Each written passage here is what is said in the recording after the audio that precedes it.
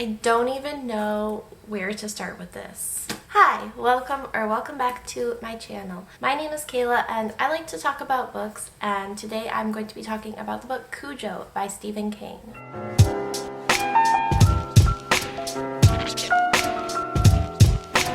More than just talking about it, I'm going to sort of bring you along on my journey of reading Cujo for the first time, which was an emotional roller coaster. So I did try to vlog it. Unfortunately, I honestly wasn't that great about getting footage compared to how I normally would try to. It was just a really hard week for me, so you know, I did what I could, but I still did have a lot of fun reading it. I just didn't always remember or even want to film it because I actually was really enjoying it and using it as escapism. So I will insert some of my journey reading it here, and then once I'm done with those clips, I'll talk a little bit about just kind of my final thoughts and my overall review. So here you go. Here's some of my journey of reading Cujo for the first time. I just started reading the book Cujo last night. I'm only a few pages in, but if you know about my 2022 to be read list, I'll leave a link to that. This was one of the books that I was really excited to get into this year. It's also one of the Stephen King books that I've been really wanting to read for a while. So I ordered a copy off of Thrift Books. I'm really excited about it. I just started it last night and I'm only I think 20 pages in or something. Yeah, 20 pages in. And so basically it's just been a lot of setup so far. It's talking about what I think is going to be kind of the main family this story follows, or perhaps even the main two families. The one family that Cujo belongs to, I forget their last name, but it's like this guy that fixes cars, and then the other family, I think I also forget their last name, but the dad's name is Vic and the son's name is Tad. They live in this small town in Maine. So out of character for a Stephen King book. Basically, it's just been set up that there was some serial killer or something in this town, and he took his own life after he was discovered and was going to be taken into custody or something like that. And the little kid was really scared and thought there's a monster in his closet, and it seems like maybe it has something to do with that guy. And then also their car was broken, so this family, Vic and Tad, and I forget the wife's name, but I'll remember it after I read a little bit more. But anyway, Vic and Tad, he's 3 years old. He's a really little boy. They go to get their car fixed at this other family's house, and that's when they meet Cujo, and he's this really, really sweet dog. And I know the premise of the story already, so it's kind of sad to see this dog be so sweet. But I'm gonna keep reading, and I'm kind of excited because it looks like the next little section is actually from Cujo's point of view, which is interesting. So I think it kind of bounces around with his perspective. So I'm interested to keep reading that. I just put my baby down for a nap, so I'm going to have some time to read for a little bit, and I will update once some more happens. But yeah, so far just some setup. Excited to keep reading it, but I suspect that it's going to make me super sad. And it also made me really scared last night reading it before bed, so I think I might have to try and read during the day more with this one or something, because it's already pretty scary. I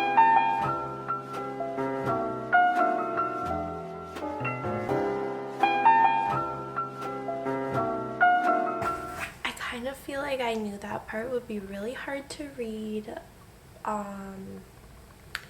just because he's such a sweet dog, and I myself am the owner of a really sweet dog, so I'm happy that at least it's over the part where he gets bit and gets his rabies, but it doesn't make it any less sad. So I'm gonna keep reading, but I feel like I'm a little bit too soft for this book, if I'm being totally honest. So, we'll see. He was such a good dog, and I don't like when he talks about not wanting to be called a bad dog, so that was pretty sad. Anyway, I'm gonna keep reading.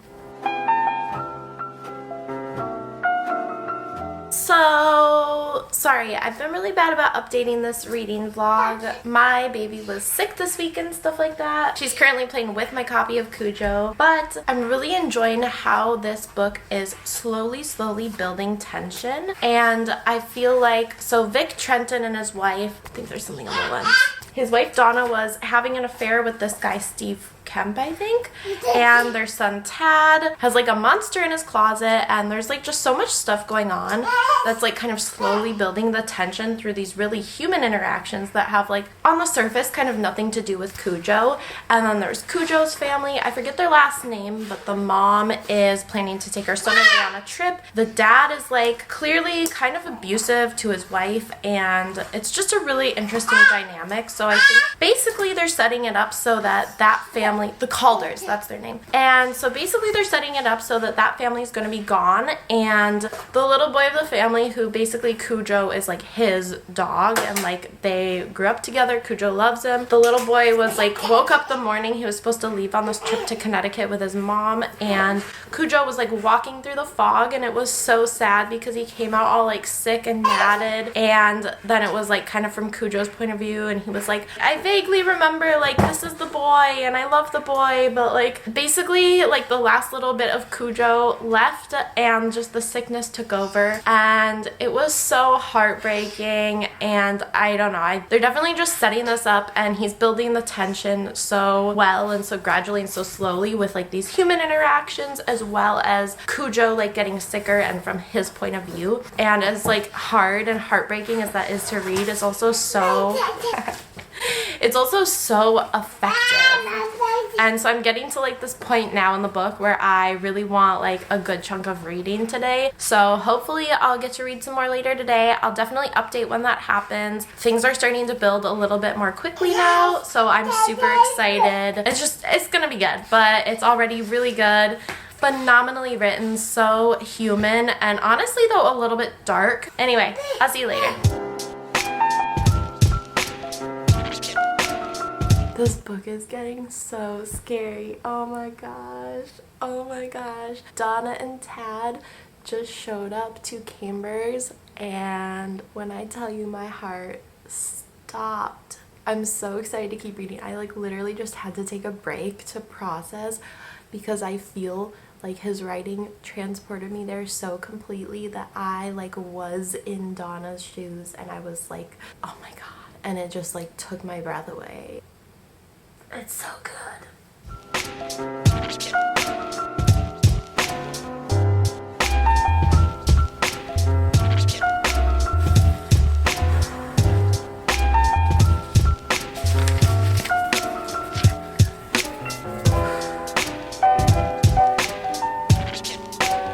Okay, so I just finished the book yesterday during the day, and then I actually ended up watching the movie the night after I finished it, just because I was really in the mindset and I was really curious to see how the movie compared to the book, which I often like to do with this. I did that when I read Misery as well. Oh my gosh, this was really pretty different, obviously. Kind of warning, I'm going to be talking spoilers. I'm going to be talking about the ending of both the book and the movie, so if that is something that you haven't read or seen, I'm going to be spoiling it, so probably proceed with caution. So the ending of the book obviously is pretty different from the movie, much darker. I will say in general, the entire tone of this book, sorry, my baby ripped my cover. My baby and my dog actually teamed up together and ripped this cover, but that's okay because this was from Thrift Books and was pretty old anyway. I digress. Like I said, the tone of the book in general is incredibly dark, and I do remember in On Writing, Stephen King talking about how he was basically, he doesn't even remember writing Cujo because he was so deep into his drug and alcohol addiction. And I would say that that kind of shows with how dark I feel like this story is, even by his own standards. It's obviously a horror story, but it's also kind of got this, a bit of like this everyday horror to it, you know, suspecting your wife is having an affair, having that fear confirmed, the loss of a child. Like there's so many layers to this story that make it more than just a horror story. There's a lot of sadness and like regret, and I think like a true horror as a parent is thinking that there might have been more you could do, thinking that you made the wrong decision. And this sort of does that on obviously a grander scale of it really truly being life or death. But like as a parent, you think that every day with all these little decisions, like, is this the right one or should I have done that? So I think that it's kind of taking that feeling and amplifying it for sure. But I think what I really love about the story is just the realism of it. You sit with the characters for so long before the true like horror is happening, and that makes it hit that much harder. I think something that was essential to making this story way more impactful is that we're getting so many different perspectives. You're getting third person point of view from basically every character in the book, including Cujo. And the Cujo one is absolutely heartbreaking, you know. He's such a sweet dog, and he's not like a monster. He's not evil. He just got sick, and that's like the most heartbreaking part of this entire story. Anyone who's had a dog can say like just it's so heartbreaking. I cried during the part when he got bit by the bat, knowing like that's what was gonna make him. I cried so much during this book, to be totally honest. I was also pretty on the edge of my seat scared. Like the way that he wrote all of those scenes in the Pinto as well, like they were just